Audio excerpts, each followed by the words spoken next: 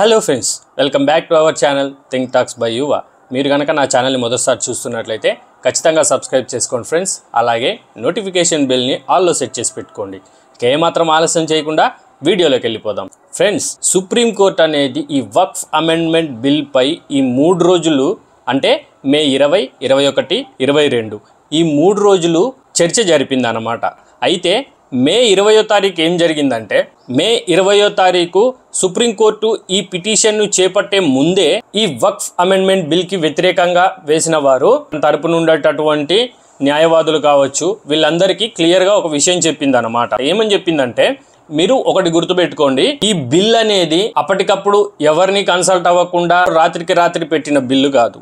ఈ వక్ఫ్ amendment bill అనేది 2 సభలలో అంటే రాజ్యసభ మరియు లోక్సభ ఈ 2 సభలలో ప్రతిపక్షాలు అందరి నాయకులను కలిసి దీనికి ఒక సపరేట్ టీం వేసి జేపీసీ అనే ఒక కమిటీ వేసి దీన్ని సుమారు 1 సంవత్సరం పాటు ఆయా రాష్ట్రాలలో ఉన్నటువంటి వక్ఫ్ బోర్డు అధికారులను, వక్ఫ్ బోర్డుకు సంబంధించినటువంటి 94 లక్షల మందిని కన్సల్ట్ అయిన తర్వాత ఈ బిల్ని పాస్ చేయటం జరిగింది. అయినప్పటికీ ఈ బిల్ అనేది ఆపాలని చెప్పేసి మీరు పిటిషన్ వేశారు. కానీ గుర్తుపెట్టుకోండి, ఈ చిన్న చిన్న అన్నీ తీసుకొచ్చి బిల్ ఆపాలి అని మాత్రం చెప్పొద్దు.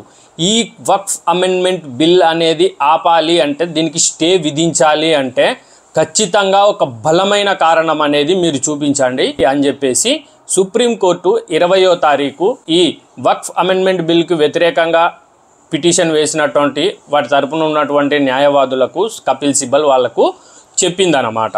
అయితే మొదటి రోజు కపిల్ సిబ్బల్ అనే న్యాయవాది ఈ బిల్ ముస్లిం మత స్వాతంత్రాన్ని మరియు వారి హక్కులను హరిస్తుంది అని చెప్పేసి ఆర్టికల్ 40 గురించి అంటే వక్ఫ్ బై యూజర్ అనే దాన్ని తీసుకొచ్చి ఇది ఈ వక్ఫ్ అమెండ్మెంట్ బిల్లో ఈ వక్ఫ్ బై యూజర్ అనేది తొలగించటం వల్ల ఇది ముస్లింకి సంబంధించినటువంటి మత ఆస్తుల నిర్వహణలో ఈ కేంద్ర ప్రభుత్వం అనేది జోక్యం పెరుగుతుంది అని చెప్పేసి ఈ కపిల్ సిబ్బల్ అనే అతను వాదించాడనమాట.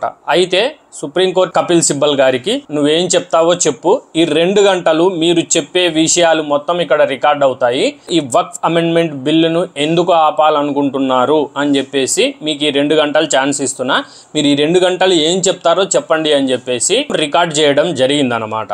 సో దాంట్లో ఆయన చెప్పేది ఏంటంటే, ఈ వక్ఫ్ అమెండ్మెంట్ బిల్ అనేది సేమ్ ముస్లిం మత హక్కులను హరిస్తుంది, once A Waqf always a వక్ఫ్ అనేసి ఒకటి, ముస్లిం మత సంస్థల ఆస్తుల నిర్వహణకు దీంట్లో ప్రభుత్వ జోక్యం పెరిగిపోతుంది, అలాగే ఈ బిల్లులో ఉన్నటువంటి నాన్ ముస్లిమ్స్ ని వారు ఈ వక్ఫ్ బోర్డులో మెంబర్స్ అవ్వటం వల్ల అన్యమతస్తులు ఈ వక్ఫ్ బోర్డులో మెజారిటీ అయిపోతారు అని చెప్పేసి ఇలాంటి వాదనలన్నీ వాదించాడు అన్నమాట. అయితే ఇక్కడ మనం గమనించాల్సింది ఏంటంటే, ప్రతి వక్ఫ్ బోర్డులో అంటే రాష్ట్ర వక్ఫ్ బోర్డు మరియు ఆ ప్రాంతంలో ఉండేటటువంటి ఈ వక్ఫ్ బోర్డులలో ఇద్దరిని ఇతర మతస్థులను యాడ్ చేయటం వల్ల అప్పటికైనా ముస్లింలే మెజారిటీ ఉంటారు వక్ఫ్ బోర్డులో. దీని గురించి ఆయన ఏ ఉద్దేశంతో తీసుకొచ్చాడో మరి ఎవరికి తెలియదు. మరొకటి వక్ఫ్ బై యూజర్ ఆర్టికల్ 40 అనే దాని గురించి తీసుకొచ్చాడు అనమాట. అంటే ఒకసారి ఒక ఆస్తిని మేము వక్ఫ్ ఆస్తిగా భావిస్తే అది ఎప్పటికీ వక్ఫ్గానే ఉంటుంది, ఎందుకంటే ఇది ఎప్పటికీ అల్లా యొక్క ఆస్తి కిందనే పరిగణిస్తారు అని చెప్పేసి కపిల్ సిబ్బల్ చాలా ఘోరంగా మాట్లాడుతున్నాడు అనమాట. దానికి కౌంటర్గా మన జస్టిస్ గవాయి గారు, అదే కొత్తగా వచ్చినటువంటి ఈ సుప్రీంకోర్టు జస్టిస్ గవాయి గారు ఈయన ఏమన్నారంటే, చూడు బాబు, వక్ఫ్ బై యూజర్ అనేది ముందు నుంచి లేదు, వక్ఫ్ బై యూజర్ అనేది మధ్యలో తెచ్చింది. వక్ఫ్ బై యూజర్ అనేది మధ్యలో తెచ్చినప్పుడు దాన్ని మధ్యలో తీసేస్తారు, తీసే హక్కు ఉంది, దాన్ని ఎప్పుడైనా తీసేస్తారు అని చెప్పేసి సుప్రీంకోర్టు ఒక కౌంటర్ వేశాడు అనమాట. కానీ ఇక్కడ ఉండేది మన కపిల్ సిబ్బల్ కదా. కపిల్ సిబ్బల్ సుప్రీంకోర్టు న్యాయవాది, సుప్రీంకోర్టు న్యాయమూర్తి కంటే కూడా ఎక్కువ అధికారాలు ఉన్నట్టు భావిస్తుంటాడు అనమాట. ఎందుకంటే కపిల్ సిబ్బల్ గారు బార్ కౌన్సిల్ కూడా ఆయన ఒక ప్రెసిడెంట్, చైర్మన్, ఎంపీగా చేసిండు, ఆయన ఒక రాజకీయ నాయకుడు, అబ్బో చాలా చేస్తుంటాడు ఆయన. అయితే ఈ మే 20వ తారీఖు ఆ రోజు చర్చ అక్కడికి ముగిసింది అనమాట. మే 21కి మన ఈ ప్రభుత్వం, కేంద్ర ప్రభుత్వం తరపు నుంచి ఉండేటటువంటి సొలిసిటరీ జనరల్ అంటారు న్యాయవాది తుషార్ మెహతా మే 21వ తారీఖున అతనిచ్చే సమాధానాల గురించి వేచి చూద్దామని చెప్పేసి మే 21వ తారీఖు వాయిదా వేయడం జరిగిందనమాట.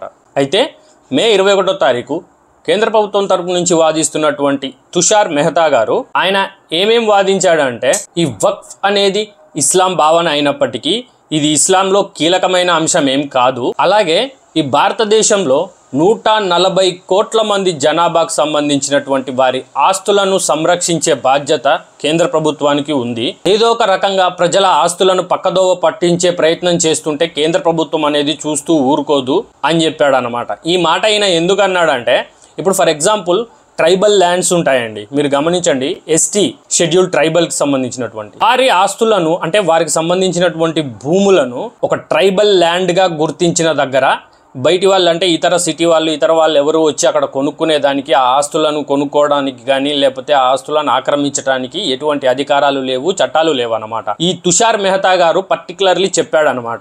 ఇప్పుడు నేను ఆ ట్రైబల్ ప్రాంతానికి వెళ్ళి అక్కడ డబ్బులు ఇచ్చి నేను ఆ ఆస్తును కొనాలంటే కొనలేను, కానీ అదే వక్ఫ్ పేరుతో అక్కడికి వెళ్ళి ఆ ల్యాండ్ని కబ్జా చేయాలంటే చేయగలుగుతాను. ఇది జరుగుతుంది వక్ఫ్ బోర్డులో అని చెప్పేసి ఆయన కీలకంగా ఈ అంశాన్ని చెప్పాడనమాట. ఏమంటే ఈ ట్రైబల్కి సంబంధించినవి కానీ ఈ 140 కోట్ల మంది ప్రజల ఆస్తులను సంరక్షించే బాధ్యత ప్రభుత్వం మీద ఉంది అని చెప్పేసి ఆయన క్లియర్గా చెప్పాడనమాట. అంతేకాకుండా ఈ తుషార్ మెహతా గారు ఆగ్రహం కూడా వ్యక్తం చేశారనమాట. ఎందుకంటే ఈ వక్ఫ్ బోర్డు అనేది ఇది ఒక సేవకు సంబంధించినటువంటి ట్రస్ట్. దీన్ని ఏదో ఫ్యామిలీ లేదా కొంతమందికి సంబంధించినటువంటి ప్రైవేట్ సంస్థలాగా దీన్ని చూస్తున్నారు తప్ప ఇది ఒక సేవా సంస్థ అనేసి మాత్రం మర్చిపోతున్నారు అని చెప్పేసి తుషార్ మెహతా పాయింట్అవుట్ చేశాడు అనమాట. ప్రభుత్వం 2023లో ఈ వక్ఫ్ బోర్డులో జరిగినటువంటి కొన్ని అవకతవకలు మరియు అందులో ఉన్నటువంటి లోపాలను ప్రభుత్వం గుర్తించింది.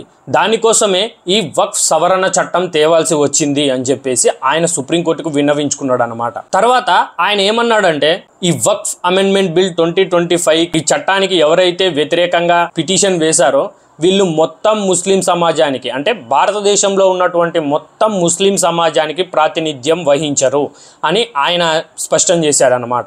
ఈయన ఈ మాట ఎందుకు స్పష్టం చేశాడంటే, ఇప్పుడు ఈ ముస్లిం వక్ఫ్ బోర్డులో ఇప్పటి వరకు ప్రాతినిధ్యం వహిస్తున్నది కేవలం సున్నీలు మరియు అక్కడక్కడ కొంతమంది షియా వాళ్ళు అనమాట.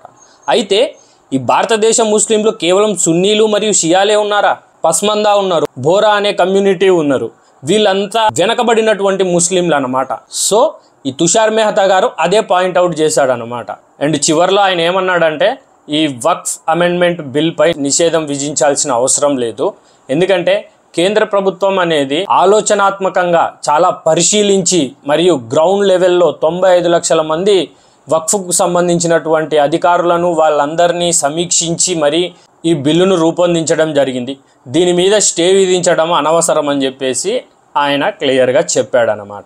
సో ఫైనల్ తీర్పు అయితే రిజర్వ్ చేయడం జరిగింది. సుప్రీంకోర్టు అనేది పరిస్థితిని బట్టి తీర్పు అనేది వెల్లడించే అవకాశం ఉంది.